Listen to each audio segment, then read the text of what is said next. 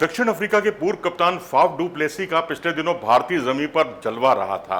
ऐसा जलवा जो बहुत ही गिने चुने लोगों का देखने को मिला था, खासकर आईपीएल में जब उन्होंने केकेआर के खिलाफ हाफ सेंचुरी बनाई।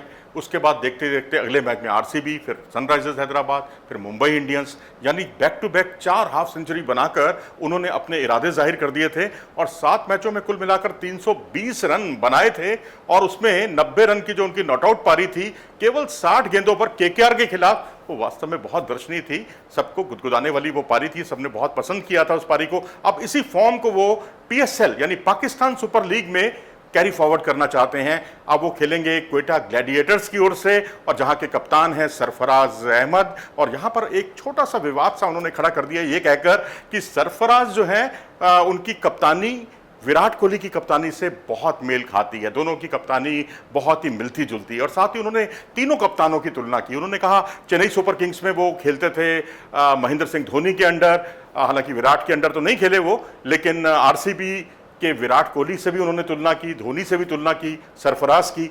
और उनका सरफराज के बारे में कहना है कि वो बहुत ही पैशनेट खिलाड़ी हैं, बिल्कुल विराट कोहली की तरह, जहाँ तक बात समझ में आती है।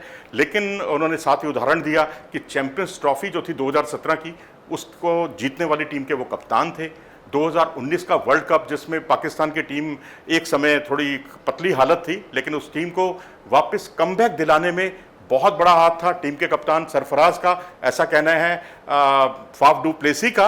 और एग्रेशन उनका कहना है दोनों का बहुत मिलता जुलता है।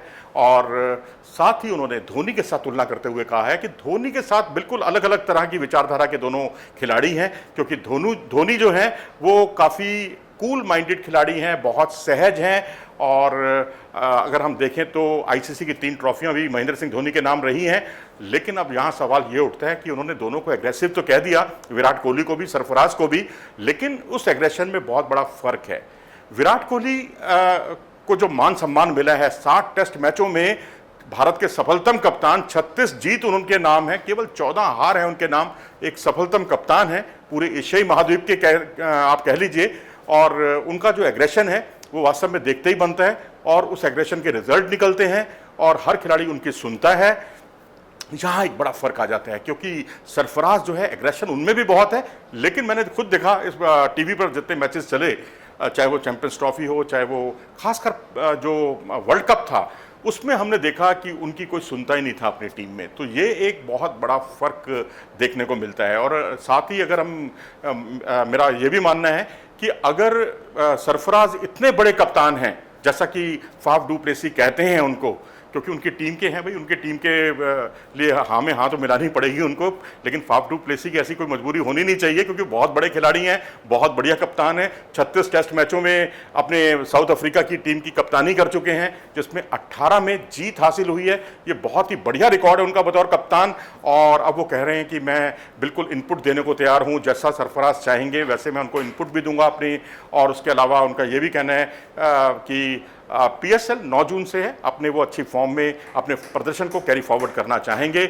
और अब सवाल यहाँ पर ये उठता है कि जो तुलना कर रहे हैं विराट कोहली से, अगर सरफराज विराट के स्तर के कप्तान हैं तो उनसे कप्तानी छीनी क्यों गई है भाई?